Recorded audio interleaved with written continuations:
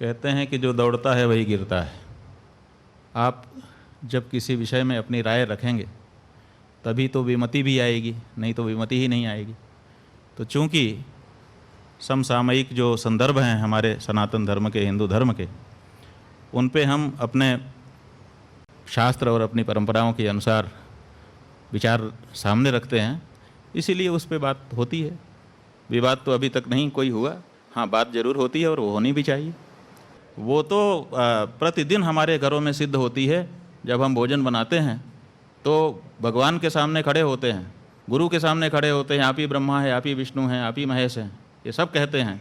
लेकिन जब हमारे घर की रोटी बनती है, हमारे माने हम हिंदुओं सनातनियों के घर की, तो सबसे पहली रोटी गुरु की भी नहीं होती, ईश्वर की भी नहीं होती, हमारे घर के बुजुर्ग और बच्चे की भी नहीं होती, वो रोटी होती है गाय की। इससे हमने ये सिद्ध कर दिया है प्रतिदिन की प्रैक्टिस से कि हमारे लिए अगर सबसे बड़ी प्रायोरिटी कोई है तो गाय है।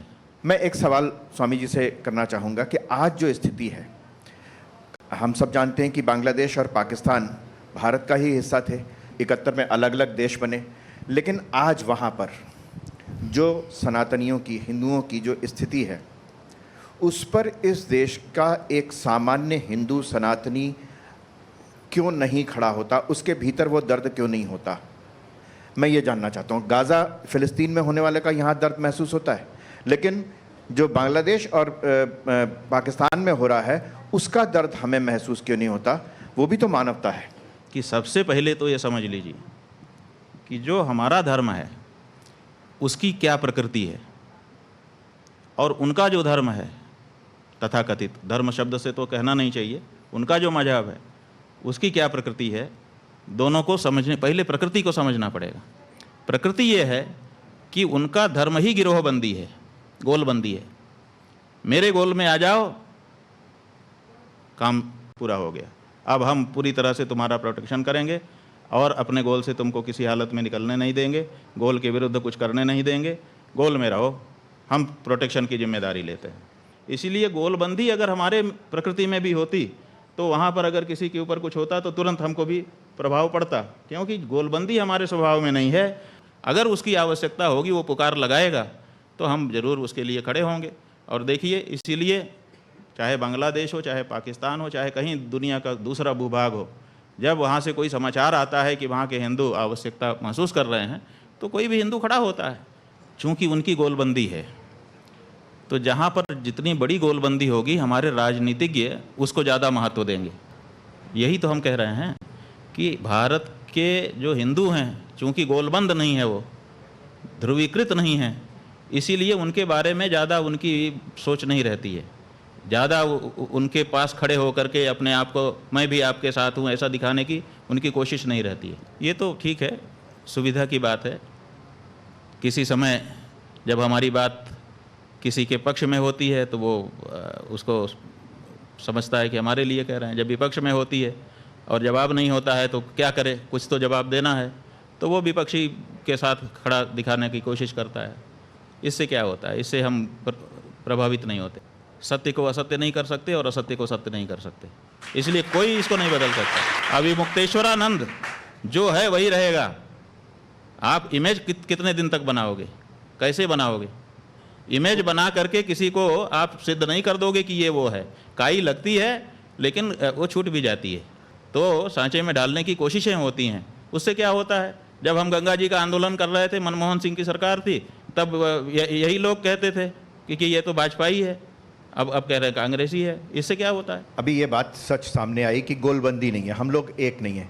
तो क्या इस समय जो भारतवर्ष की राजनीति में जातीय जनगणना की मांग इतनी जोर शोर से उठाई जा रही है, वो क्या और फर्दर हिंदू समाज को विभाजित करने की कोशिश नहीं है क्या? देखिए, जातीय जनगणना का मामला ऐसा है, देखिए कुछ बातें ऐसी होती हैं कि उसके पीछे भावना क्या है, उस भावना से उसका तात्पर्य निकलता है। भावना क्या है? तो जातीय जनगणना हो, कुछ लोग ये कह रहे हैं, और कुछ लोग वो मतलब एकदम लगे हैं कि किसी हालत में हम तो करा के ही छोड़ेंगे, यहाँ तक कह रहे हैं, ललकार रहे हैं कि देख लेना हम तो करा के ही छोड़ेंगे। और दूसरे हैं वो कह रहे हैं किसी हालत में नहीं होने देंगे, ये भी देख लेना, नहीं होगी। अब सवाल ये है कि ये जो जातीय जनगणना है, ये कराने से क्या फ़ायदा हो जाएगा और न कराने से कौन सी चीज़ ऐसी है जो नहीं बिगड़ेगी? इसके होने न होने का देश पर क्या फ़र्क पड़ेगा? कोई विशेष फ़र्क नहीं पड़ेगा। देखिए, कौन बांटेगा और कौन काटेगा? राजनेता ही तो बांट रहे हैं और काट रहे हैं, और कौन बांट रहा है, काट रहा है? लोग तो अपने दिन भर की रोजी रोटी जुटाने में समस्या में हैं। ये जो बांटने और काटने की बात है, ये दोनों तरफ से आ रही है। एक तरफ बांटने की बात, एक तरफ काटने की बात। ये जो बांटने काटने की बात है, ये राजनेताओं को उनके कारण आ रही है। लोग अपने जीवन में मतलब लगे हुए हैं, निरत हैं, उनको समय नहीं है इन चीज़ों के लिए। लेकिन फिर उनके दिमाग में बात डाली जाती है कि बटो, फिर दूसरा कहता है बट गए हैं अब कटो। तो ये सब बटो कटो, ये दोनों बातें राजनीति हैं, इनका जीवन से उतना लेना देना नहीं। डेमोग्राफी चेंज करने के लिए कोई मुस्लिम योजना नहीं है, ये हमारे देश के राजनेता हैं। वो बता रहे हैं कि तुमको हम प्रश्रय देंगे, तुम्हारा कार्ड बना देंगे, तुम्हारा ये कर देंगे, तुम रहो, हमको वोट देना। ये हालत है, क्योंकि कहीं पर एक दल, कहीं दूसरा दल, सब दल ये कर रहे हैं। रोहिंग्या लोग, वहाँ पर परिस्थिति ऐसी बनी, उनके प्रति जनता नाराज़ हुई, वहाँ से भगाए गए। अब वो सारे के सारे तो भारत में ही आके बस रहे हैं। जगह बनाई कि हम यहाँ करेंगे, अब उसके बाद मंजिल पे मंजिल बढ़ाते चले जा रहे हैं। और अब आपके पास जगह की कमी हो रही है, और वहाँ से अगर कोई गुजर रहा है तो अब आप, चूँकि आपकी संख्या ज़्यादा हो गई है, तो आप उसका अपमान कर रहे हैं। तो वहाँ के जो स्थानीय लोग हैं परेशान होकर के आवाज़ उठा रहे हैं। और जहाँ जहाँ भी इनकी संख्या इकट्ठा होती है, वहाँ पे स्वाभाविक है, किसी की भी संख्या जहाँ ज़्यादा होती है उसका मनोबल बढ़ जाता है। तो मनोबल बढ़ने पर व्यक्ति उद्धतता करता है, और औद्धत्य में लोगों को परेशानी होती है तो लोग विरोध करते हैं। ये हो रहा है। भाई, हमने धर्म के अनुसार व्यवस्था दी। हमारा धर्म कहता है कि जब तुमने कोई संकल्प ले लिया है, तुम दीक्षित हो गए हो, तो फिर होटल का नहीं खा सकते हो, चाहे वो हिंदू का होटल हो, चाहे किसी दूसरे का होटल हो। तो जब तुमने एक संकल्प ले लिया, संकल्पबद्ध हो गए कि अब मैं जब से ये जल उठाता हूँ, जब तक नहीं चढ़ा दूंगा तब तक मैं, तो आपको ब्रह्मचर्य का पालन करना पड़ेगा, आपको स्वयं पाक करना पड़ेगा अथवा फलाहार करना पड़ेगा। तो आप नियमबद्ध होते हैं और कहते मैं होटल में खाऊंगा, काहे का नियमबद्ध? तो हमने इसीलिए कहा कि इससे इसका लेना देना नहीं है। सर्कुलर आ चुका है पोप का पहले ही कि हिंदू नाम ही रखो, रहो ईसाई। मुसलमानों का भी आ चुका है, हिंदू नाम रखो और रहो मुसलमान। आज बहुत सारे देश में ऐसे लोग हैं जिनका नाम हिंदू है, हिंदू जैसा माने हिंदी में नाम है, संस्कृत के मूल शब्द का नाम है, लेकिन वो जरूरी नहीं है कोई हिंदू हो, हिंदू धर्म का पालन करते हो जीवन में, वो मुसलमान या ईसाई हो चुके हैं। लेकिन ऐसा नहीं है।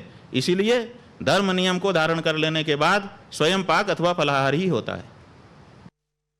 इसमें क्या गलत है? आपका आशीर्वाद इस देश के सभी धर्मों के लिए है। भाई, हम किसी से द्वेष नहीं करते, हम किसी को गलत नहीं कहते। हम कहते हैं कि उनका अपना तौर तरीका है, अपने तौर तरीके से रहें, हमको चुभने वाली बात ना करें। क्यों? क्योंकि साथ रहने का मतलब है कि एक दूसरे को चुभने वाली बात नहीं करनी चाहिए, ये हम कहते हैं। लेकिन इसके कारण, उनके कारण उनको साथ में रहना है, इसीलिए हम अपने धर्मों में परिशोधन कर लें, इसकी हमको ज़रूरत महसूस नहीं होती। क्योंकि हम जो बात धर्म की कहते हैं, मोदी जी धार्मिक आस्था वाले व्यक्ति हैं, अगर वो इस बात को ठीक से समझ लेंगे तो वो हमारी बात मानने लग जाएंगे धर्म के मामले में, और लोगों का मामला खेल बिगड़ जाएगा। ये बात है। इसमें साजिश है हमारे खिलाफ भी और मोदी जी के खिलाफ भी, कि कॉरिडोर बनाने के नाम पर, एक मंदिर को अच्छा करने के नाम पे 150 मंदिर तोड़ दें। हम जब बोलते हैं तो उनके भले के लिए बोलते हैं, और आगे भी बोलते रहेंगे, क्योंकि हम उनको पसंद करते हैं।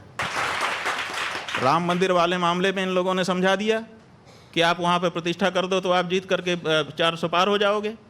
हमने कहा भाई ये गलत है, ये ठीक नहीं है। हमने क्या गलत कहा था? मोदी जी के हित में ही तो कहा था। लेकिन यहाँ तो समस्या है कि दवाई है, आपको ठीक करेगी, लेकिन कड़वी है। अब कह देते नहीं कड़वी मत पियो।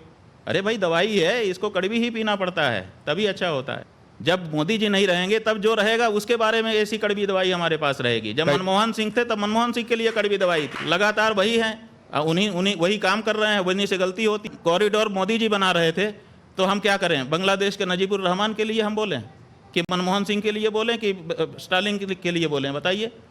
जब जो जहाँ काम कर रहा होगा उसके लिए जो जिम्मेदार होगा उसी के लिए तो बोलेंगे। भाई वो आशीर्वाद का मतलब अलग होता है, वो शिष्टाचार था उनका भी और हमारा भी। उन्होंने भी सामने देखा, अपने शिष्टाचार का उन्होंने पालन किया, और हमने भी जो आए तो हमने भी अपने शिष्टाचार का पालन किया। इससे ज़्यादा वो उस मुलाकात का कोई मतलब नहीं निकाला जाना चाहिए। जब वो आए हमारे पास तो हमारे बच्चों ने हमारे पास कोई प्रसाद रखा नहीं था, तो हमने सोचा कि अब आ ही गए हैं तो हमने अपने गले की माला निकाल करके उनको पहनाई। कोई भी उनके प्रति दुर्भाव होता तो वही मौका था, उसी समय दिख जाता, हम ऐसे कर लेते, आप लोग उसकी विश्लेषण करते होते आज की तारीख में। लेकिन हमने जब वो सामने पड़े कैसा दिल दिखाया, इसका मतलब मेरे दिल में क्या है वो दिख चुका है।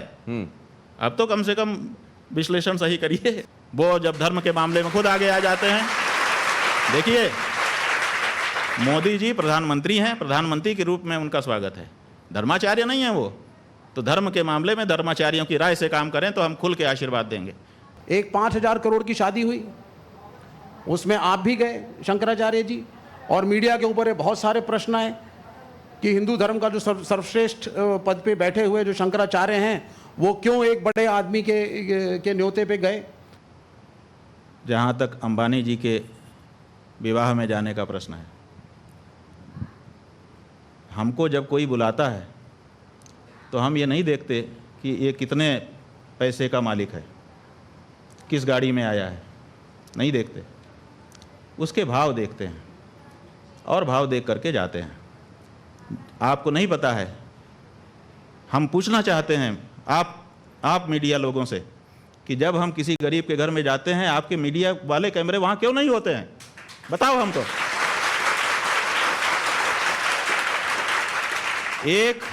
एक अंबानी के विवाह में हम गए, आप हमसे प्रश्न पूछ रहे हो। 1000 गरीबों के घर में हम जा चुके हैं अभी तक। हमारे तो लाखों लोग हैं, अगर कहोगे हम एक जगह से खड़ा कर देंगे।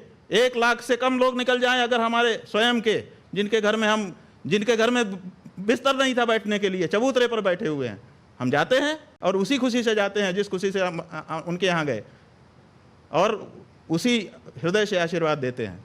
500 सालों का जो इंतज़ार है, आप बहुत देर से भूखे हो तो क्या कच्चे ही खा लोगे? कम से कम पका के तो खाओ, नहीं तो पेट में जा कर के दर्द हो जाएगा। बुभुक्षितः किम द्विकरेण भुंक्ते, बहुत ज़्यादा भूखे हो तो 2 हाथ से थोड़े खा सकते हो, मुंह तो एक ही है। देखिए वहाँ पे भगवान विराजमान हो गए, उसके आंसू थे वो, बड़े मंदिर छोटे मंदिर के आंसू नहीं थे। हमारी जगह पे हम फिर से आ रहे हैं, इस बात के आंसू थे, और वो आंसू छोटे मंदिर में भी हो सकता था, क्यों नहीं आपने कर दिया? आप बड़े मंदिर की बात करते हैं, फिर बड़े मंदिर से छोटा मंदिर को ही अपना लेते हैं, और अंत में उस मंदिर को भी पूरा नहीं बना पाते हैं अपने अनुसार। देखिए विधान कोई मुंड में नहीं होता है, आपकी ये गलत धारणा है कि विधान मुंड में होता है। राजेंद्र प्रसाद चले गए, 176 लोग जिन्होंने संविधान सभा में काम किया था, उनके हस्ताक्षर संविधान के अंत में हैं, वो सब चले गए, लेकिन संविधान जहाँ का तहाँ है। तो मुंड में मति होती है, ऐसा नहीं है। मुंड में विधान नहीं होता, विधान तो सामने लिखा हुआ होता है, मुंड तो उसकी समयानुसार व्याख्या करता है। इतनी छूट है मुंड को कि अपने समय के अनुसार तुम व्याख्या कर लो, लेकिन मुंड को लाइन अपने अनुसार क्रिएट करने की छूट नहीं है कहीं पर भी। तो धर्मशास्त्र पहले से लिखा हुआ है, उस धर्मशास्त्र की पंक्ति को निकालिए, उसके ऊपर चर्चा करिए, उसमें मुंड काम आएगा। आप व्याख्या करिए, कुछ क्या दिक्कत है, आप व्याख्या करेंगे हम मानेंगे। किसने पंक्ति बताई कि हाँ यहाँ ये पंक्ति है? पंक्ति तो पंक्ति है, आपको व्याख्या करने की मुंड में छूट है, इससे ज़्यादा छूट नहीं है। देखिए बात यह है कि संत क्या और असंत क्या, जो जिस गद्दी पे बैठा है उस गद्दी की अपनी मांग होती है। जो जहाँ पर बैठा है, वो मुख्यमंत्री हैं इस समय, आप लोग उनको संत भी कहते हैं, हमको अच्छा नहीं लगता है। वो महंत और राजनेता दोनों एक साथ कोई नहीं हो सकता, न्याय नहीं कर पाएगा, इसलिए क्योंकि संत की जो गद्दी है उसकी अलग बात है, और जो राजनेता की गद्दी है, मुख्यमंत्री की गद्दी है, उसकी एक अलग बात है, उसकी अपनी मांग है। देखिए हम हिंदू हैं, हम हिंदू धर्म के अनुसार रहेंगे, हमको छूट है, लेकिन हम जब राजा बन जाएंगे तब हम सबके बाप हो जाएंगे, सबके पिता पालक, सबके प्रति हमारे समान भाव होंगे, तब हिंदू मुस्लिम हमको नहीं दिखेगा। तो दोनों की अपनी प्रकृति है, तो आप विरुद्ध प्रकृति की 2 गद्दियों पर एक साथ कैसे बैठ सकते हो? आप या तो मुख्यमंत्री रहोगे या तो महंत रहोगे। तो आप तो मुख्यमंत्री की शपथ ले चुके हैं, मुख्यमंत्री हैं, तो मुख्यमंत्री को मुख्यमंत्री कहिए। जब वो मुख्यमंत्री पद से हट करके गद्दी पे जाएंगे तब हमको उनको गद्दी वाला मानेंगे, तब उनके साथ संत का व्यवहार करेंगे। धर्म शास्त्र की अपनी मर्यादा है, उसके काम करने का अलग तरीका है। संविधान के मानने वाले शास्त्र के अनुसार कहाँ चल रहे हैं? आपको समान नागरिक संहिता क्यों बनाने की जरूरत पड़ रही है, बताओ? अगर शास्त्र और संविधान दोनों साथ साथ चल सकते हैं तो आप समान नागरिक संहिता के बारे में क्यों लंबे समय से सोच रहे हो, क्यों उसकी बात करते हो? समान नागरिक संहिता बनानी ही इसलिए पड़ रही है क्योंकि धर्म अलग रास्ते जा रहा है। और देखिए, धर्म जो है वो लोक के साथ परलोक को भी सोचता है, और संविधान में परलोक की कोई व्यवस्था नहीं है। कैसे हमारी आवश्यकताओं की पूर्ति वो करेगा संविधान? इसीलिए धर्म को छोड़ करके हम कैसे संविधान पर पूरी तरह से अवलंबित हो सकते हैं? उसमें परलोक की कहाँ चर्चा है, बताइए?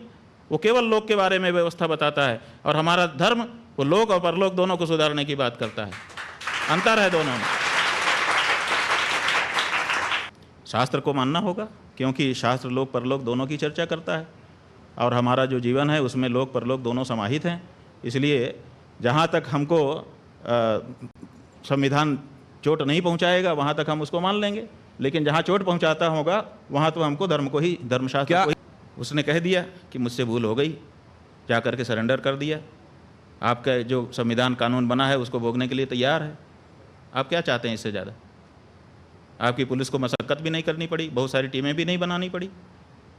वो तो स्वयं सामने आ गया, आकर के उसने समर्पण कर दिया कि मुझसे भूल हो गई, गलती हो गई, और मैं तैयार हूँ, जो आपका कानून है उसके अनुसार मुकदमा चलाइए, सजा दीजिए। भाई, गौ रक्षा के लिए कानून हाथ में लेने के लिए हमको आदेश है। हमारे शास्त्र कहते हैं कि गौ हत्यारे को गोली मार दो, है आदेश। हमने अपने मन पे पत्थर रखा है और भारत की सरकार से अपेक्षा की है कि ये हमारे हृदय पर जो चोट है उसको दूर करेंगे। हम छाती पे पत्थर रख करके बैठे हैं कि हमारी माँ को मारा जा रहा है, कानून कुछ न कुछ हमारी मदद करेगा। लेकिन स्वामी जी, सड़कों पे गाय घूमती हैं। भाई, सड़कों पे गाय क्यों घूम रही है? सुन लीजिए जरा। क्योंकि आपने उसको पशु घोषित कर रखा है। और नहीं, और कूड़ा उसको पशु सूची से हटाइए, नहीं घूमेगी, हम गारंटी ले रहे हैं। हाँ, आपके कैमरे के माध्यम से रिकॉर्डिंग कर लीजिए। वो ठीक है, आप उसको पहले पशु सूची से हटा दीजिए, हम गारंटी ले रहे हैं, हम गारंटी ले रहे हैं, रिकॉर्डिंग करके रख लीजिए। लेकिन आप उसको पशु सूची से हटाइए। अगर हर नागरिक, हर धर्म, आप तो हिंदू धर्म के हर नागरिक नहीं, बहुमत। देखिए, आप हर नागरिक हमारी बात मत करिए जी। जो बहुमत का फैसला होता है आप वाले सिस्टम में वही माना जाता है। जिसके पास एक ज्यादा वोट आ जाएगा वो लाखों वोटों को व्यर्थ बना करके स्वयं जीत जाएगा। लेकिन कॉन्स्टिट्यूशन क्या है? बहुमत ही तो कॉन्स्टिट्यूशन है। पुलिस, बहुमत अगर होगा कॉन्स्टिट्यूशन बदल लोगे आप। लेकिन गौरक्षक दल, कॉन्स्टिट्यूशन बदलने के लिए 400 पार की बात कही जा रही थी ना। आपके पास बहुमत हो, कॉन्स्टिट्यूशन भी बदल लीजिए। आपने 100 बार से ज्यादा बदल लिया है कॉन्स्टिट्यूशन को बहुमत के कारण। तो आप बहुमत की आवाज को कैसे दबा सकते हैं? ये बहुमत की आवाज है कि गाय की हत्या नहीं होनी चाहिए, बहुमत की आवाज है। आप इसकी उपेक्षा नहीं कर सकते। लेकिन इस देश में कोर्ट भी है, वकील भी है, कोर्ट है, पुलिस तो भी हम है। कहाँ कह रहे हैं? तो गौरक्षक दल अगर इनको साइड करके खुद न्याय करने लगेंगे, हाँ, खुद न्याय करेगा। आप अपने कानून के है। अनुसार उनके ऊपर मुकदमा चलाइए। वही तो हम कह रहे हैं कि उस व्यक्ति से गोली चल गई, उसने कहा कि मैं मुझसे गलती हो गई है, इससे ज्यादा क्या करेगा वो? हम कहाँ मना कर रहे हैं? बिल्कुल हम यही चाहते हैं कि वो भी अपने शास्त्र के अनुसार चलें। क्यों नहीं अपने शास्त्र के अनुसार चलते हैं? उनके शास्त्र में लिखा रहा है कि सबसे उत्तम निवास वो है जहाँ पर पूरी तरह से इस्लाम हो। तो पूरी तरह से जहाँ इस्लाम है वहाँ क्यों नहीं चले जाते हैं? बताओ, हमारे बीच में क्यों रह रहे हैं वो? यही तो सवाल है।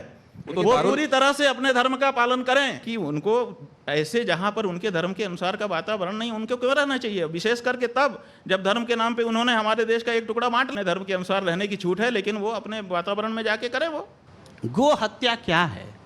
गो हत्या पर आप कह रहे हैं बलि देना, किसी को मांस के हिसाब से, खाने के हिसाब से पशु की हत्या करना, गाय की हत्या करना, गाय के संदर्भ में गो हत्या, सिर्फ यही गो हत्या है क्या? भूखे गौशालाओं में मरती हुई गायें ये गो हत्या नहीं है?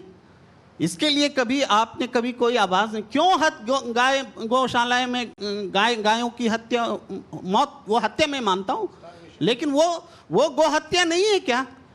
उस पर भी तो कोई दृष्टि होनी चाहिए। मैं एक और सवाल रखता हूँ, मेरी आवाज़ में थोड़ी तलखी आ रही है, मैं क्षमा मांगता हूँ, लेकिन और भी बात आ रही है। नहीं नहीं, हिंदू- जैसे आपके मन में भाव है वैसे ही व्यक्त करिए, हम इसका स्वागत करते हैं, ठीक है। मैं धन्यवाद। एक साथ साथ और भी बातें हैं भाई। कश्मीर में पंडित विस्थापित हुए ना, कितने लोगों को बसाया गया, कितने पंडितों को बसाया गया, और इसके लिए किया क्या? एक हिंदू धर्म के शंकराचार्य के नाते हिंदू पंडितों को वहां बसाने में क्या किया गया, आपका क्या योगदान रहा, सरकार को जवाबदेह बनाने के लिए आपने क्या किया, ये तो सवाल हम आपके सामने रखते हैं। सबसे ज़्यादा गायें कौन पाल रहा है? हमारी गौशालाएं पाल रही हैं, हमको इस बात का गर्व है। हिंदू धर्म का जहाँ जहाँ जो कुछ भी अवस्थापन है वो सब हमारा है, शंकराचार्य होने के नाते। जितनी गौशालाएं हैं वो सब हमारी हैं, और हम वहाँ पर गौओं की रक्षा कर रहे हैं। 99% वो गौशालाएं हैं जिनमें सरकारी अनुदान आ रहा है। उन गौशालाओं में गाय की हालत खराब हुई जब आपने कहा कि हम इस गौशाला में अनुदान करेंगे। अनुदान का जो पैसा है वो भ्रष्टाचार की भेंट चढ़ गया और गाय मर गई। आप निकाल लीजिए, सारी रिपोर्टिंग निकाल लीजिए। कि आप हमसे ये पूछ रहे हैं कि नाग अच्छा कि सांप अच्छा, बताइए। आप ऐसा फंसा रहे हैं कि किसी का भी नाम ले दें और हमको काट ले। ये दोनों तरफ। अभी आप सर्वाधिक प्रतिष्ठित पद पर हैं आप, लेकिन संन्यास धर्म करने से पहले, स्वीकार करने से पहले आपका एक पार्टी से संबंध रहा, तो शायद नहीं, ये भी हमारा किसी पार्टी से कोई संबंध नहीं रहा। शायद आपने छात्र संघ का चुनाव, हाँ वो ठीक है, वो छात्र संघ का चुनाव लड़ा आपने संपूर्ण संस्कृत विश्वविद्यालय में, एक पार्टी से, मतलब एक पार्टी की छात्र इकाई के उससे टिकट से लड़ा था। सही है, तो ये एक कारण है।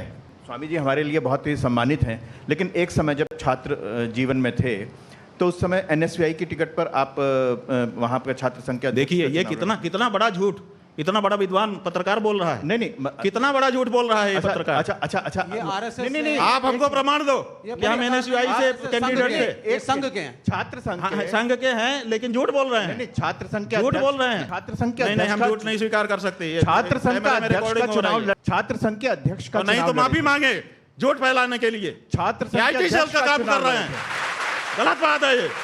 पार्टी झूठ नहीं बोलना चाहिए। एनएसयूआई से कोई भी जो बड़ा आदमी है वो झूठ बोलेगा, वो छोटा हो जाएगा। छात्र संघ, ऐसा मत करिए, आपका हम सम्मान कर रहे हैं। आपने छात्र संघ का चुनाव लड़ा था, मैं ये कह रहा हूँ। भाई छात्र संघ का हमने चुनाव लड़ा था, विद्यार्थी परिषद से लड़ा था। अब बताइए, और अब तो विद्यार्थी ये परिषद का कैंडिडेट था मैं, विद्यार्थी परिषद से मैंने चुनाव लड़ा है। अब बताइए, वो भी एक पार्टी थी ना?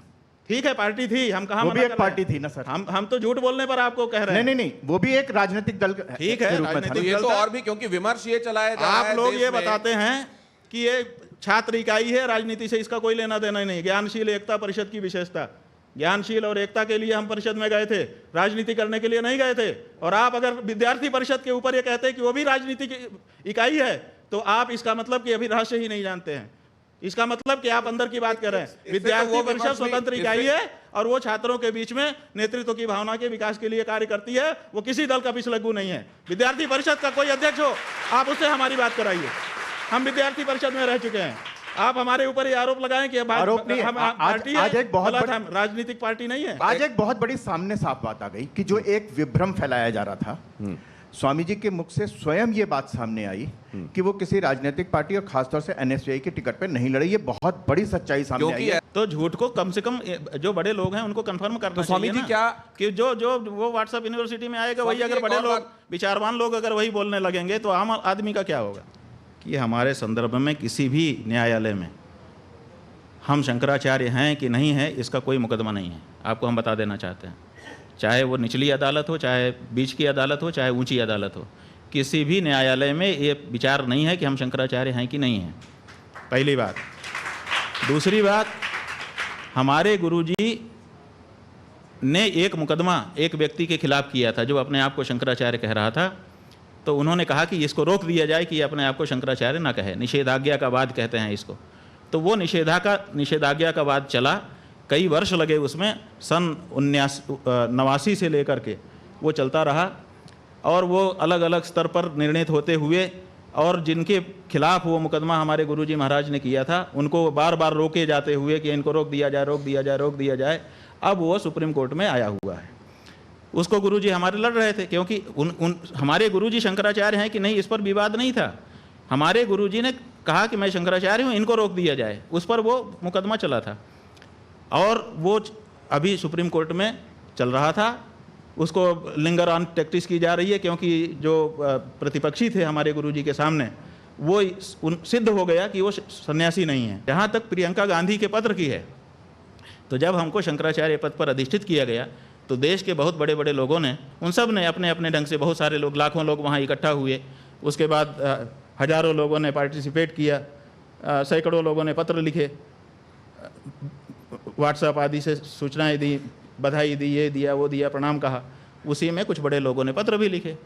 उसमें आनंदीबेन पटेल ने भी पत्र लिखा, जो राज्यपाल हैं उत्तर प्रदेश की, और यही संबोधन के साथ लिखा। हाँ जी, उन्होंने कहा कि ज्योतिषपीठ के शंकराचार्य के रूप में प्रतिष्ठित होने पर आपको हम अभिनंदन कर रहे हैं। अनसुईया उइके जो छत्तीसगढ़ की राज्यपाल थी, उन्होंने भी पत्र लिखा। मध्य प्रदेश के शिवराज सिंह और उनके मंत्रिमंडल के कई मंत्री वहाँ उपस्थित ही रहे। जो केंद्रीय मंत्री थे प्रहलाद पटेल जी, वो वहाँ उपस्थित ही रहे, उन्होंने अपना व्याख्यान दिया, उसकी रिकॉर्डिंग पड़ी हुई है। तो ऐसी परिस्थिति में सारे ही लोग कर रहे थे। उसी में प्रियंका गांधी का भी पत्र गया। ये तो प्रियंका गांधी के पत्र जाने मात्र से हम अगर शंकराचार्य हो गए होते या प्रियंका गांधी शंकराचार्य बना सकती है, ऐसी उसकी मतलब परिस्थिति है, तो बात अलग है। अगर वो बना सकती है एक पार्टी की नेता होने के नाते, तो ये राज्यपाल लोग नहीं बना सकते, मुख्यमंत्री और केंद्रीय मंत्री नहीं बना सकते। ये प्रश्न ये लोग क्यों गए हमारे पास, और इन्होंने नहीं बनाया क्या? इसीलिए तो 10 करोड़ का मानहानि का दावा हमने हाई कोर्ट में किया है। अब उसमें सबको जवाब देना पड़ेगा। आप जानबूझ करके, जब कई पत्र हैं तो एक ही पत्र को क्यों दिखाया जा रहा है? ये देखिए, हमारे गुरुजी ने लाखों लोगों को दीक्षा दी अपने जीवन काल में, क्योंकि उनका जीवन काल बहुत लंबा रहा। 1940 से वो महात्मा हो गए थे और उनके शिष्य बनने लगे थे। आप समझिए कितना लंबा। उनका 80 साल से अधिक का सन्यासी जीवन था और आरंभ काल से ही उनके प्रति लोगों का आकर्षण था। लाखों लोगों को उन्होंने दीक्षित किया। कौन उनका शिष्य है, कौन शिष्य नहीं है, वो अलग बात है। लेकिन हमारे यहाँ ये सन्यास में नियम है कि गुरु जिसको ये दंड है, देखिए, ये दंड जिसको अपने हाथ से पकड़ाता है, वो उसका दंडी सन्यासी शिष्य माना जाता है। और ये हमारे गुरुजी के 3 ही शिष्य थे। एक का अब देह छूट चुका है, 2 हम लोग हैं, एक द्वारका के शंकराचार्य जी हैं, एक हम हैं। इनके अलावा किसी को महाराज श्री ने अपने हाथ से दंड नहीं दिया, इसलिए उनका कोई दंडी सन्यासी शिष्य नहीं। तो ये व्यक्ति जो है गुरुजी का दंडी सन्यासी शिष्य नहीं है, एक बात। दूसरे, वो कह रहा है कि ये लोगों को मार रहे हैं। आप बताइए, मार रहे हैं तो कभी तो कोई रिपोर्ट करता? आप लोग पत्रकार हैं, कहीं तो आता कि भाई इन्होंने हत्या कर दी? कहीं किसी थाने में तो दर्ज होता हमारे खिलाफ कि इन्होंने हत्या की है? वो नहीं दिखा रहा है। फिर कह रहा है ये किडनैप कर रहे हैं लोगों को। किडनैपिंग का कोई केस हमारे खिलाफ अभी तक उसने दिखाया नहीं। फिर वो कह रहा है कि सोने पीतल का इनको भेद नहीं है। और फिर उसी वक्तव्य में, अभी जो आपने नहीं दिखाया, हमको दिखाया गया है, उसी में कह रहा है कि इन्होंने सोना गायब कर दिया, माने मठ का सोना गायब कर दिया। तो अगर हमको सोना पीतल का भेद नहीं पता था तो हमने पीतल क्यों गायब नहीं किया, सोना ही क्यों गायब किया? नहीं माने खुद की बात पे स्थिर नहीं रह पा रहा है वो। और फिर वो कहता है कि 228 किलो सोने की बात करते हैं। हमने अकेले ने थोड़े की है, उसमें तो पूरा मीडिया, 50 मीडिया घराने शामिल हैं जिन्होंने 230 किलो सोने की, 228 किलो सोने की बात की है। 228 किलो सोने के बारे में हमने अकेले नहीं कहा है, सब मीडिया ने 1 महीने तक इस स्टोरी चलाई है। और जो कमेटी है, कमेटी ने उसको विज्ञप्तियां जारी की हैं, कमेटी ने वक्तव्य जारी किए हैं और वीडियो आया है, फोटो आए हैं। वहाँ पर 6 महीने के लिए विशेष सुरक्षा की गई है सोने की। ये सब ऑन रिकॉर्ड है। क्या FIR करें आप बताओ? हमारा ही मंदिर है भाई, शंकराचार्य के रूप में हमारा मंदिर है बद्रीनाथ केदारनाथ, शंकराचार्य जी ने उसका उद्धार किया है और हमारी ही कमेटी है। हम किसके खिलाफ FIR करें? आप बताइए। हमने जो हमको कहना था कहा और साफ साफ कहा। और हमने क्या कहा, हमने किसी चोर नहीं कहा, हमने कहा भाई ये बातें बहुत ज़्यादा उठ रही हैं, इस पर जांच करा लेना चाहिए। तो जांच नहीं करा रहे हैं। और वो जो मंत्री जी हैं उन्होंने आकर के कहा हम तो मुकदमा तैयार कर दिए थे, क्योंकि हमको जो कमेटी के अध्यक्ष हैं बद्रीनाथ केदारनाथ मंदिर समिति के, उन्होंने एक वक्तव्य के माध्यम से हमको कहा कि हम उनसे अनुरोध भी कर रहे हैं और चुनौती भी कर रहे हैं। तो आप बताइए, 2 शब्द कहा उन्होंने कि एक हम अनुरोध कर रहे हैं और चुनौती भी दे रहे हैं कि वो अगर उनके पास कोई प्रमाण है तो न्यायालय में जाएं। तो हमने सोचा कि भाई अब इसमें से कौन सा शब्द पकड़ें, तो हमने अनुरोध वाला पकड़ा कि उन्होंने अनुरोध किया है, चुनौती तो उनकी क्या हम स्वीकार करें, कोई विद्वान होता तो स्वीकार कर दे। तो हमने अनुरोध वाला पकड़ा और हमने मुकदमा तैयार कर दिया। हमारे वकील मुकदमा करने ही जा रहे थे, तब तक वहाँ केदारनाथ में आपदा आ गई, बहुत सारे लोग परेशान होने लगे।